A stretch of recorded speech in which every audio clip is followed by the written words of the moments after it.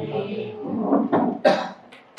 pagi hari ini sudah kami bersama saya akan mendengarkan sosialisasi dari Pak Beni berkaitan dengan tugas calon guru tunggal. Saya kira kehadiran Bapak Ibu semua di tempat ini merupakan bentuk dukungan untuk Pak Beni, untuk beliau terus semangat dalam mengikuti kegiatan selanjutnya. Masih 3 bulan kegiatan bergerak ini. Karena itu kita sudah ada kesempatan untuk Pak Beni boleh menyampaikan atau memberikan sosialisasi kepada kita semua. Sebagai kepala sekolah, harapannya adalah Bapak Ibu bisa mengikuti jejaknya Pak Beni. Ya, karena kalau Pak Beni sendiri untuk menggerakkan 44 orang itu butuh waktu yang lama. Karena itu teman-teman yang pernah mencoba untuk tes, ya pasti ada kesempatan. Saya cetak tertutup angkatan ke-13, tapi kalau masih ada ya Bapak Ibu disilakan untuk bisa ikuti jejaknya Pak Beni. Untuk tidak membuang waktu, waktu sebelumnya saya berikan Pak Beni. Salam. Assalamualaikum warahmatullahi wabarakatuh.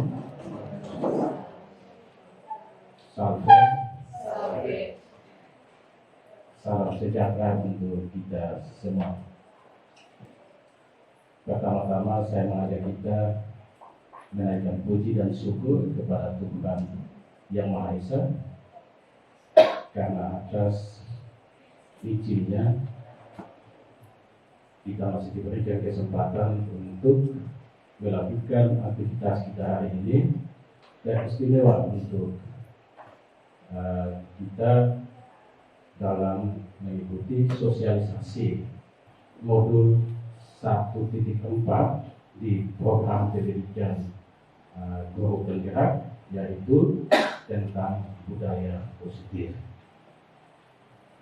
Pertama-tama saya juga mengucapkan terima kasih buat pimpinan lembaga SMA Negeri 1 Brebes Timur yang bisa memberikan kesempatan untuk saya mengikuti kegiatan ini, sekaligus mengizinkan saya untuk melakukan sosialisasi pada hari ini. Dan juga terima kasih buat rekan-rekan guru yang sangat proaktif, partisipatif dalam menindaklanjuti undangan yang saya berikan. Sekali lagi saya ucapkan terima kasih. Bapak Ibu guru yang saya hormati, dalam pendidikan guru penggerak kita harus lalui 3 modul, dan sekarang kita baru di penghujung modul 1, yaitu di modul 1.4, dan di sini materinya tentang budaya positif.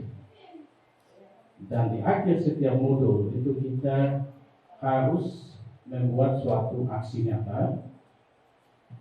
Untuk itu aksi nyata modul 1.4 budaya positif itu dilakukan dengan cara sosialisasi kepada minimal 10 guru di sekolah, sekaligus juga melakukan implementasinya di sekolah. Jadi tujuan dilakukannya kegiatan ini antara lain adalah kita berbagi materi kepada rekan-rekan sejawat mengenai budaya positif, dan juga kita diharapkan untuk berkolaborasi mengimplementasikan budaya positif di sekolah kita. Jadi ada harapan kita dapat menggerakkan komunitas yang ada di sekolah untuk membuat suatu kebiasaan positif bagi murid, bahkan untuk diri kita sendiri juga. Baik Bapak Ibu yang saya hormati, kita akan masuk pada materi sosialisasi atau diseminasi modul 1.4 budaya positif. Ya, namun sebelumnya saya perkenalkan dulu bahwa dalam pendidikan guru penggerak ini saya didampingi oleh seorang pengajar praktik, yaitu Bapak Winto Roland, orang OT juga, dan seorang fasilitator, yaitu Ibu Fikrawati.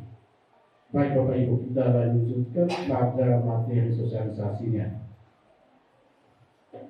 Bapak Ibu yang saya hormati, sebelum kita masuk pada materinya, saya ingin menyatakan bahwa ada suatu pernyataan motivasi reflektif yang disampaikan oleh Stephen. Bila kita ingin membuat kemajuan perlahan, sedikit-sedikit, ubahlah sikap dan perilaku kita. Namun jika kita ingin merubah cara-cara utama kita, maka kita perlu merubah kerangka acuan kita. Ubahlah bagaimana kita melihat dunia, bagaimana kita berpikir tentang manusia. Ubahlah paradigma kita, skema pemahaman dan penjelasan aspek-aspek tertentu tentang realitas. Ini menunjukkan bahwa kita perlu melakukan perubahan dari diri sebelum kita merubah orang lain. Bapak Ibu, untuk kita menciptakan suatu budaya positif yang berpihak kepada murid, tentunya hal ini harus kita awali dengan merubah cara pandang kita akan murid itu sendiri, dan salah satunya dengan penerapan disiplin. Disiplin erat kaitannya dengan teori kontrol yang digunakan guru ketika menghadapi murid. Disiplin dalam teori disiplin yang dimaksud di sini adalah disiplin positif, dan kita perlu melakukan disiplin dengan suatu tujuan supaya kita bisa melakukan tindakan atau melakukan aktivitas yang benar-benar berpihak pada murid. Menurut Bapak pendidikan kita, Bapak Ki Hajar Dewantara, bahwa guru harus berhamba pada murid. Selanjutnya dijelaskan bahwa guru harus menuntun murid untuk mencapai keselamatan dan kebahagiaan setinggi-tingginya. Jadi guru di sini hanya bisa menuntun murid untuk bisa mengembangkan bakat dan minatnya tanpa merubah sikap dasarnya atau tanpa merubah karakter dasar yang dia miliki. Tujuannya adalah supaya murid itu tidak salah arah. Jadi kita hanya berperan untuk menuntunnya untuk mencapai kebahagiaan dan keselamatannya, sekaligus dia tidak salah arah. Kita menuntunnya menuju mana? Menuntunnya menuju pada suatu kebahagiaan. Kebahagiaan yang dimaksud adalah ia mencapai bakat dan minat yang diharapkannya itu dengan mengembangkannya semaksimal mungkin. Untuk itu Bapak Ibu, disiplin positif itu perlu kita terapkan di sekolah. Di sini ada beberapa penjelasan mengenai disiplin, dan yang saya ambil sebagai kesimpulan adalah disiplin yang dinyatakan oleh dosen bahwa disiplin itu adalah usaha untuk mengontrol diri dalam memilih tindakan yang berdasar pada nilai-nilai yang kita hargai. Jadi disiplin itu harus berdasar atau harus memiliki tujuan bahwa kita harus menghargai nilai-nilai yang ada pada kita, diri kita. Apa yang dimaksud dengan nilai-nilai itu? Nilai-nilai kebajikan. Sehingga kita melakukan disiplin itu bukan karena kita mengharapkan perlunya imbalan atau perlu adanya pujian dari pimpinan kita.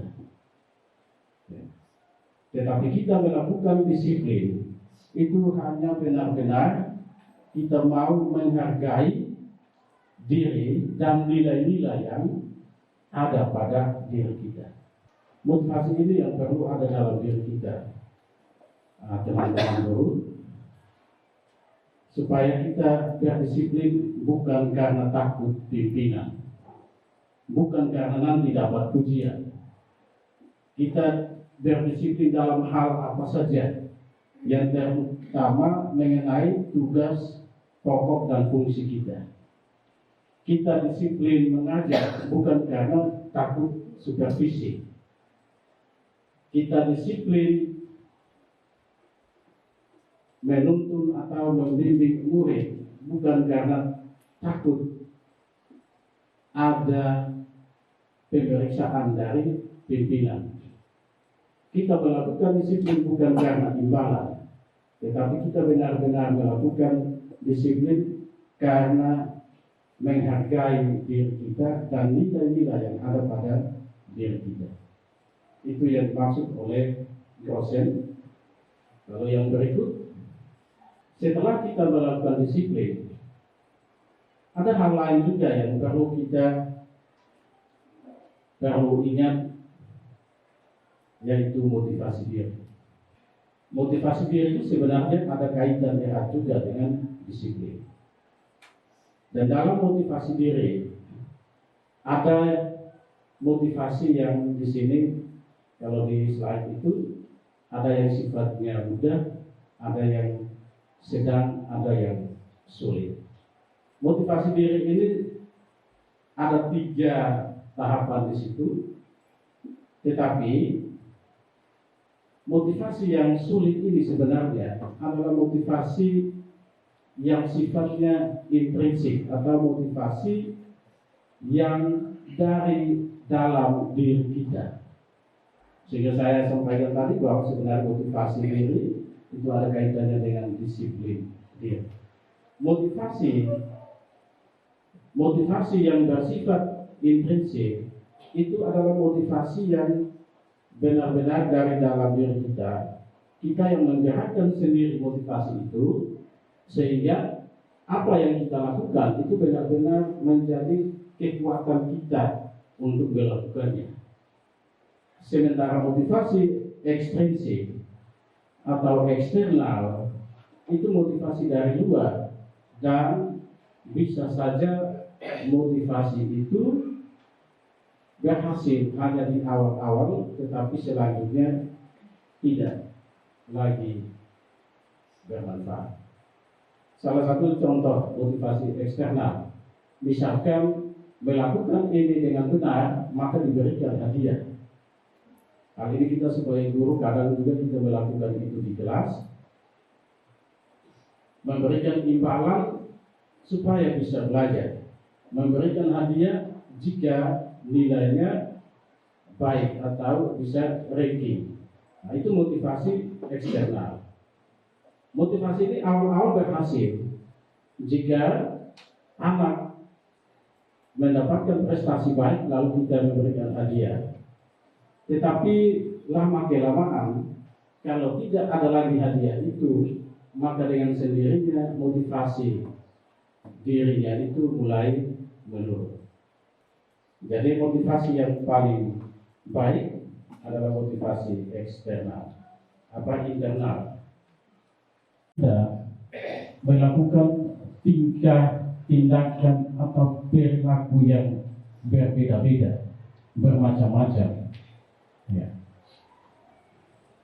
Dan ternyata apa yang mereka lakukan itu sebenarnya mereka lakukan demi memenuhi kebutuhan dasar mereka. Mereka melakukannya karena ada kebutuhan tertentu yang ingin mereka dapatkan. Dan untuk itu kebutuhan dasar menurut Wilson Glasser itu ada 5 untuk anak sekolah. Yang pertama itu adalah kebutuhan untuk bertahan hidup. Kebutuhan untuk bertahan hidup. Yang kedua, kebutuhan akan cinta dan kasih sayang. Yang ketiga, kebutuhan akan kebebasan. Yang keempat, kesenangan diri. Dan yang kelima adalah kekuasaan. Kebutuhan bertahan hidup ini artinya anak memiliki kebutuhan dasar akan makan, minum, tempat tinggal yang layak. Sehingga kalau hal ini misalnya anak di rumah tidak mendapatkan salah satu dari itu, tidak mendapatkan kelayakan di rumah atas kebutuhan bertahan hidup, maka bisa saja di sekolah itu dia akan bertingkah agak berbeda dengan teman-temannya. Dan saya pikir itu kita bisa amatinya. Misalkan anak yang harus tinggal dengan orang, lalu ada kebutuhan dasar bertahan hidupnya itu tidak terpenuhi dengan baik, maka kadang dia datang dengan penampilan yang sangat berbeda dari teman-teman. Lalu yang kedua adalah kebutuhan dasar mengenai cinta dan kasih sayang. Jadi anak juga membutuhkan cinta dan kasih sayang. Saya pikir semua manusia atau semua orang membutuhkan hal itu. Tidak mungkin ada orang yang tidak membutuhkan kasih sayang. Sehingga pelayanan atau tindakan yang kita lakukan terhadap anak di sekolah pun itu harus dengan adanya rasa kasih sayang. Lalu yang ketiga, kebebasan. Kebebasan ini sangat dirindukan oleh banyak anak. Anak juga rindu bebas dalam berinovasi, berkarya, dan juga dalam belajar. Sehingga pernah kita pelajari bagaimana merancang satu model pembelajaran berdiferensiasi. Itu tujuannya sebenarnya ke sana, yaitu memberikan kebebasan pada anak untuk belajar sesuai dengan karakternya. Apakah dia itu kinestetik, belajar sambil bergerak jalan-jalan, atau apakah dia itu audio visual, ya, belajar dengan melihat audio, melihat, lalu belajar dengan mendengar, ya. Jadi belajar dengan bergerak, jalan-jalan, belajar dengan cukup mendengar, belajar dengan melihat, itu kita harus melakukan pemetaan dan melakukan pembelajaran yang benar-benar memberikan kebebasan kepada anak. Lalu yang keempat, kesenangan. Yang pasti bahwa anak kelas di kelas butuh kesenangan. Sering kita alami bahwa anak tidak suka kimia, tidak suka mata pelajaran eksakta, ya. Mungkin kita perlu telusuri apakah dia tidak suka itu karena cara mengajar kita, atau tidak suka karena tingkat kesulitan ilmunya. Sehingga kalau memang ini berkaitan dengan cara mengajar kita mungkin kurang menyenangkan, maka kita harus melakukan pembelajaran yang menyenangkan. Lalu yang terakhir adalah kekuasaan. Anak-anak di kelas ingin menjadi pemimpin. Misalkan dalam diskusi kelompok, dia mau supaya dia yang harus ketua. Atau dalam berbuat sesuatu, dia mau supaya dia harus di depan. Maka kita perlu juga memberikan kesempatan buat dia, karena itulah karakter dasarnya, kebutuhan dasar yang dia inginkan. Dan kita berikan saja kesempatan sehingga dia bisa berkarya, dia bisa kreatif dalam mengembangkan bakat dan minatnya. Yang berikut, Bapak Ibu, sebagai lanjutan, materinya adalah posisi kontrol guru. Karena anak memiliki kebutuhan dasar yang berbeda-beda, maka guru perlu mengambil posisi kontrol yang benar. Dan posisi kontrol itu ada 5. Yang pertama, penghukum. Yang kedua, membuat orang merasa bersalah. Yang ketiga, teman. Yang keempat, monitor atau pemantau. Dan yang terakhir itu manajer.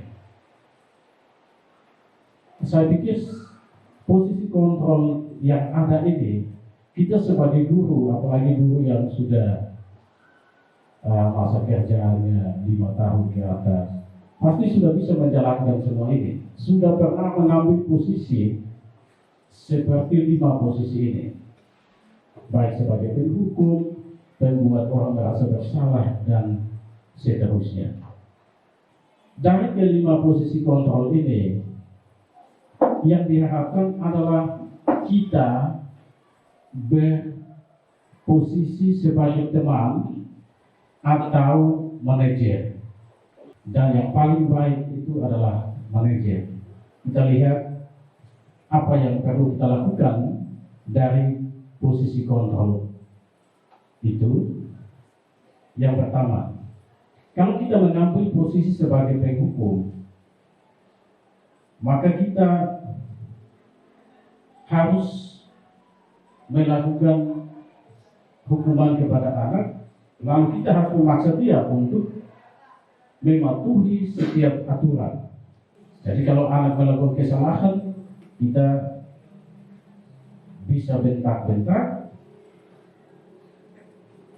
kita marah-marah, kita memberikan sanksi. Contoh sederhana Bapak Ibu, kalau anak terlambat dan kita menyuruhnya berlari di lapangan futsal, itu juga sudah kita mengambil posisi dia sebagai penghukum. Atau anak terlambat lalu kita menyuruhnya untuk bersihkan WC, itu juga penghukum. Jadi hukuman dan konsekuensi ini beda.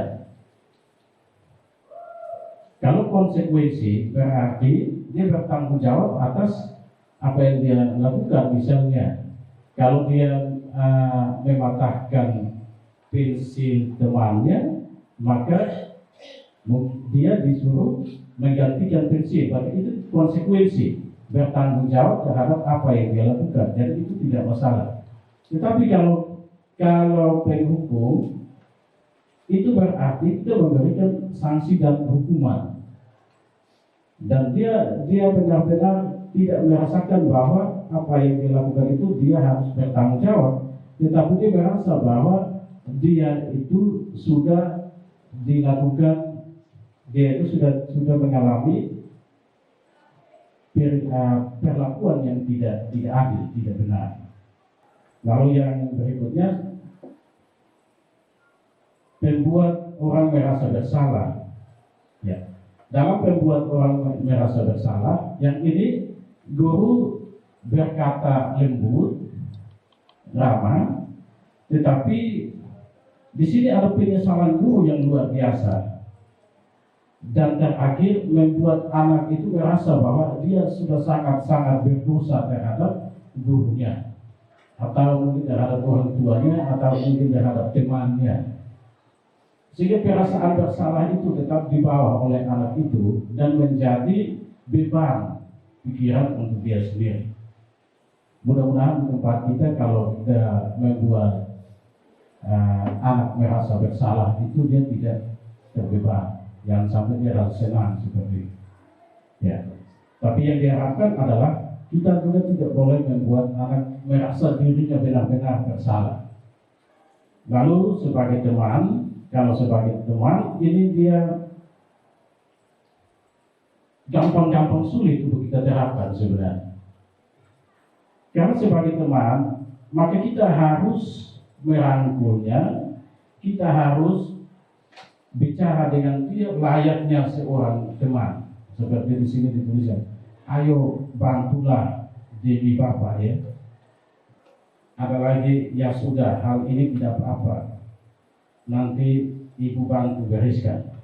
Nah, bagaimana kalau tugas dia tidak kerja, lalu kita bilang tidak apa-apa, nanti Ibu yang bantu bereskan.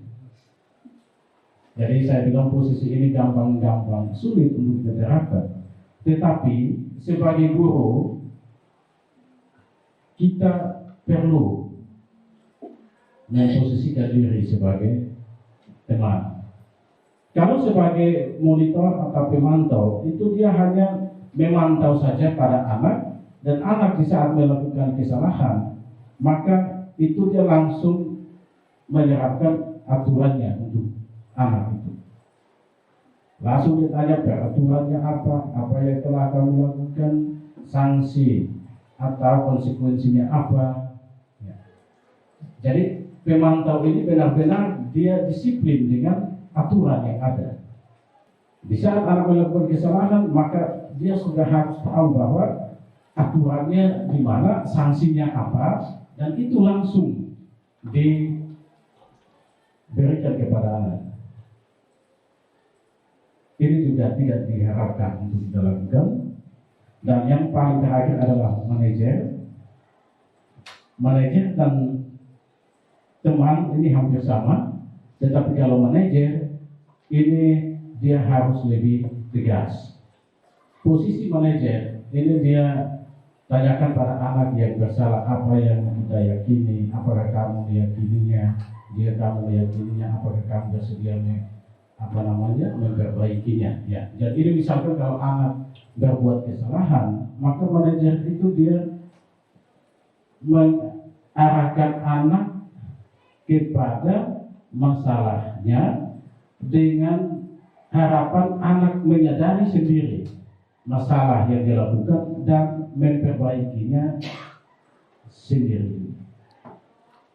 Jadi anak harus memahami masalahnya dengan sendiri dan memperbaikinya sendiri. Ini berarti tidak memberikan hukuman dan tidak juga memberikan sanksi. Nah, posisi manajer ini di bagian akhir materi kita itu diterapkan melalui satu cara yang disebut dengan segitiga restitusi. Baik Bapak Ibu yang saya hormati, yang berikut keyakinan kelas. Keyakinan kelas atau juga bisa menjadi keyakinan sekolah ini biasa dilakukan di kelas atas kesepakatan bersama antara guru dan siswa.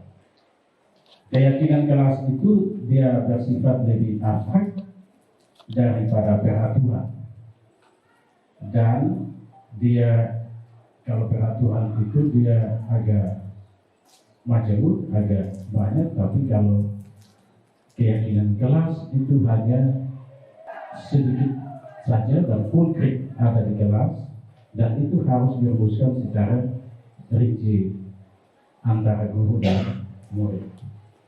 Keyakinan kelas berupa pertanyaan-pertanyaan universal.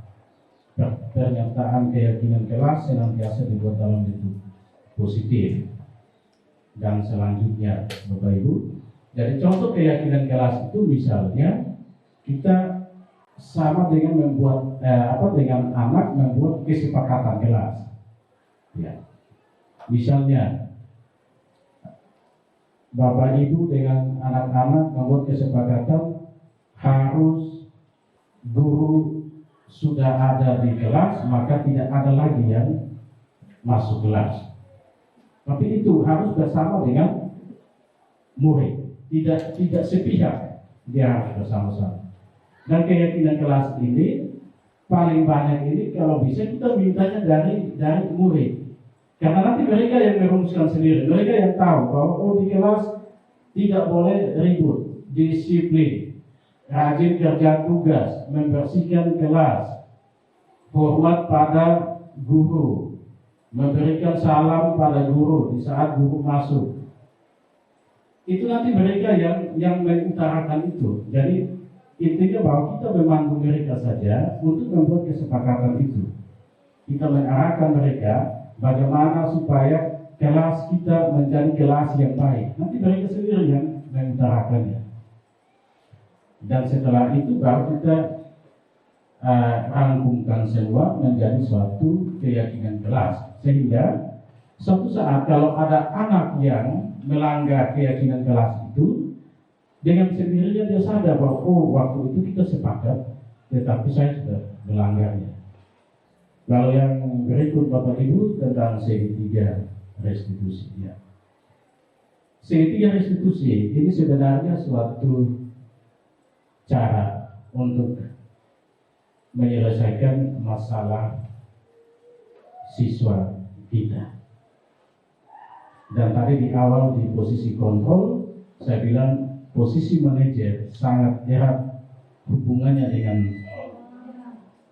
Baik Bapak Ibu, minta maaf tadi sedikit gangguan listrik sehingga kita baru bisa melanjutkan, dan kita tetap melanjutkan dalam kondisi tanpa listrik. Maksud saya tidak mungkin tampilkan slide-nya, tetapi saya perlu menjelaskan sampai selesai. Baik Bapak Ibu, bagian yang berikut ini mengenai segitiga restitusi. Ini biasanya diambil oleh seorang manajer untuk menyelesaikan masalah pada murid. Dan segitiga restitusi ini dia ada 3 tahapan dalam penyelesaian masalah murid. Yang pertama, menstabilkan identitas. Yang kedua, validasi tindakan yang salah. Dan yang terakhir, menanyakan keyakinan. Menanyakan keyakinan, yang dimaksud dengan keyakinan itu adalah keyakinan kelas ataupun keyakinan sekolah. Yang pertama, menstabilkan identitas. Jadi ketika anak melakukan kesalahan, kita sebagai guru menyelesaikan dengan segitiga restitusi. Tahapan awal yang kita lakukan adalah menstabilkan identitasnya. Artinya bahwa kita memberikan penguatan kepada dia. Walaupun ini dia melakukan kesalahan, tetapi kita tetap memberikan penguatan kepada dia bahwa misalnya setiap orang pasti atau pernah melakukan hal itu. Jadi dia seolah-olah ini kan sifatnya manusiawi. Banyak orang pernah melakukan hal itu. Bahkan kalau memang kita guru pernah mengalami itu juga, kita bisa sampaikan, dulu Bapak juga pernah melakukan hal itu. Dan itu memang manusiawi. Ya. Kamu bukan satu-satunya yang pernah melakukan ini. Dan kita menguatkan dulu dia punya identitasnya dengan pertanyaan-pertanyaan seperti itu atau pernyataan-pernyataan. Baru selanjutnya kita masuk ke tahap yang berikutnya, validasi tindakan yang salah. Nanti di validasi tindakan yang salah ini kita tahu bahwa dia sudah terbuka dari kesalahannya, tetapi kita menanyakan bahwa kamu tentunya punya alasan melakukan hal itu. Punya alasan melakukan hal itu. Artinya bahwa kita kembali kepada kalau kebutuhan dasar anak, berarti dia mungkin melakukan hal itu karena memenuhi satu kebutuhan dasarnya. Mungkin. Sehingga kita perlu tanyakan bahwa kamu tentu memiliki alasan melakukan hal itu.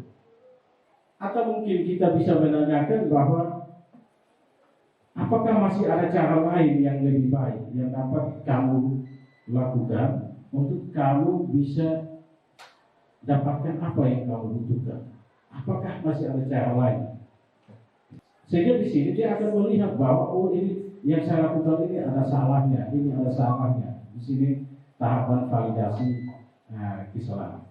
Dan yang terakhir itu barulah kita menanyakan keyakinan. Sehingga dalam validasi kesalahan itu dia sudah tahu, paham dengan apa yang dia lakukan itu salah, maka kita menyadarkannya, kita mengharapkan dia harus berubah, memperbaiki kesalahannya dengan menanyakan keyakinan kepadanya. Keyakinan kelas atau keyakinan sekolah. Ya, kita bisa tanyakan keyakinan kelas apa yang telah kamu langgar. Keyakinan kelas apa yang telah kita sepakati. Sehingga dia bisa mengingat kembali ada keyakinan kelas yang dia langgar. Atau kamu ingin menjadi orang seperti apa? Ada banyak pertanyaan yang kita bisa sampaikan. Intinya bahwa tujuannya hanya untuk membuatnya sadar dan memperbaiki kesalahan dengan niat dirinya sendiri. Bukan paksaan atau tekanan dari kita sebagai guru. Saya kasih contoh beberapa hari yang lalu. Saya mendapat laporan bahwa ada siswi yang keluar dari lingkungan sekolah lewat pagar.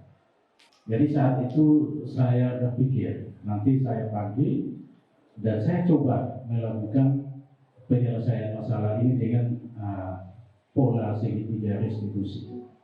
Dan setelah dia datang menghadap, ini siswi, ini perempuan. Setelah dia datang, saya tanyakan, kamu kemarin datang sekolah? Ya, datang. Kamu pulang setelah bel pulang? Iya. Tapi selama di sekolah, apakah kamu pernah keluar dari lingkungan sekolah? Pernah. Kamu lewat mana? Keluarnya lewat mana? Karena yang saya tahu bahwa tidak lewat gerbang, tapi lewatnya dari pagar. Lalu dia bilang, saya lewat pagar. Dia terbuka, saya lewat pagar. Lalu saya tanyakan lagi, apakah kamu merasa bahwa kamu lewat pagar itu benar? Dia bilang tidak. Jadi di sini kita perlu melakukan validasi kesalahannya, tetapi kita juga jangan lupa untuk menstabilkan identitasnya. Jadi kita bisa bertanya lagi, apakah kamu lakukan itu karena keinginan sendiri atau keinginan teman di luar, atau bisa juga dengan pertanyaan apa yang membuat kamu harus keluar. Jadi validasi kesalahan di situ. Dan setelah dia mengaku itu, baru kita tinggal meyakinkan dia bahwa apa yang dilakukan itu melanggar. Dan saat itu saya tanyakan, kamu tahu bahwa keluar lingkungan sekolah melewati pagar itu melanggar aturan? Dia bilang iya, saya tahu melanggar aturan. Apakah kamu siap untuk tidak melakukannya lagi? Ya, saya berjanji saya siap. Ya. Jadi dengan pola penyelesaian masalah seperti itu, maka anak bisa menyadari apa kesalahannya dan dia siap memperbaiki kesalahannya itu dengan niat dirinya, bukan karena ada tekanan atau paksaan dari guru. Saya yakin kita semua bisa dan telah melakukan hal itu. Hanya yang diharapkan adalah kita selalu konsisten dengan hal itu. Kalau saya sendiri mungkin kadang bisa terapkan, tapi kadang juga tidak. Hanya itulah tuntutan pendidikan sekarang adalah kita harus memposisikan diri sebagai manajer. harus menyelesaikan masalah anak tanpa menikah anak. Dan yang terakhir Bapak Ibu, dalam kita menciptakan suatu budaya positif yang berpihak pada murid menjadi mudah diterapkan di lingkungan sekolah jika adanya kolaborasi antar warga sekolah itu sendiri. Ini kalimat ini sengaja saya buat di bagian terakhir dengan harapan atau secara langsung saya mengajak Bapak Ibu untuk kita berkolaborasi membangun suatu budaya positif melalui kebiasaan-kebiasaan baik yang kita terapkan di sekolah, yang tujuannya hanya membuat perubahan, dan perubahan itu adalah para murid, atau kita benar-benar berpihak pada murid. Sekian dan terima kasih. Apa yang saya sampaikan hari ini mudah-mudahan bisa bermanfaat untuk kita semua. Terima kasih.